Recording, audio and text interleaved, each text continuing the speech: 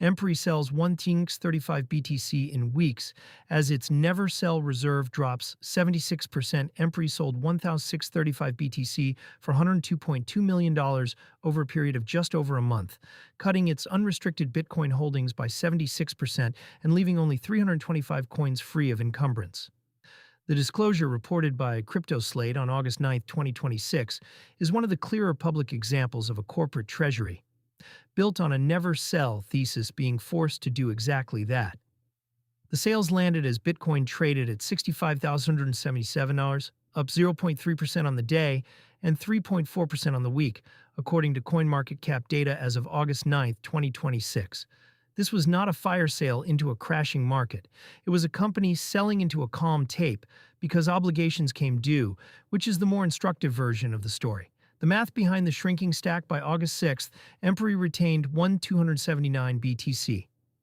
Of that, 954 coins were pledged as collateral against roughly $35 million of debt, leaving 325 coins the company can actually move without a lender's sign-off. Put differently, more than 74% of what Empery still calls a Bitcoin reserve is spoken for. That distinction between coins held and coins controlled is the part most Treasury press releases gloss over. A balance sheet can show a large Bitcoin position, while the majority of it sits behind a lien.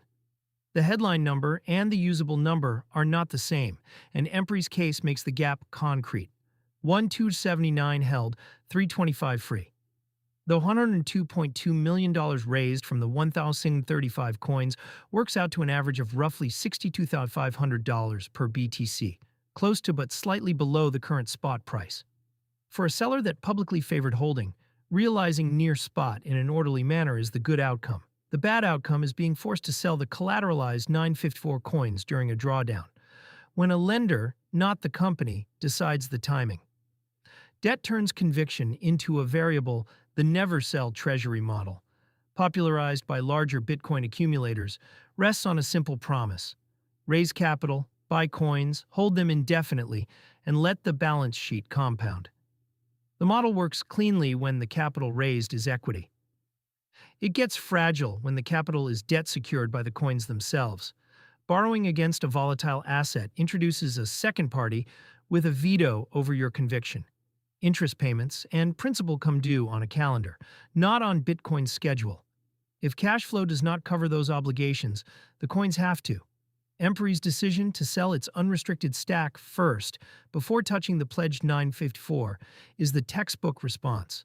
Liquidate what you can freely control to avoid triggering the terms on what you cannot. This is the same counterparty dynamic that affects ordinary crypto users, who spend from their own wallet versus those who rely on a custodian or lender holding their balance. When someone else has a claim on your coins, whether a card issuer, an exchange, or a debt covenant, your ability to act on your own timeline is conditional. Insolvency and forced liquidation precedents across the last few cycles all trace back to that single point. A pattern, not an isolated event. Empery is not alone in feeling the strain of leveraged Bitcoin treasuries this quarter. SpaceX recorded a $540 million Bitcoin loss on its corporate holdings, and Marathon Digital pledged 18,750 BTC to back a $600 million loan, a structure that ties a large share of its reserve to lender terms. American Bitcoin holds 8,002 BTC, with 38% locked under a Bitmain arrangement. The common thread is that the encumbered portion of these treasuries is growing faster than the free and clear portion. For anyone reading a treasury announcement, the useful question is no longer how many coins a company holds. It is how many it can sell on its own terms tomorrow.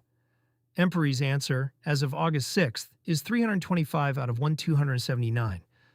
The rest belongs to the debt until the debt is gone.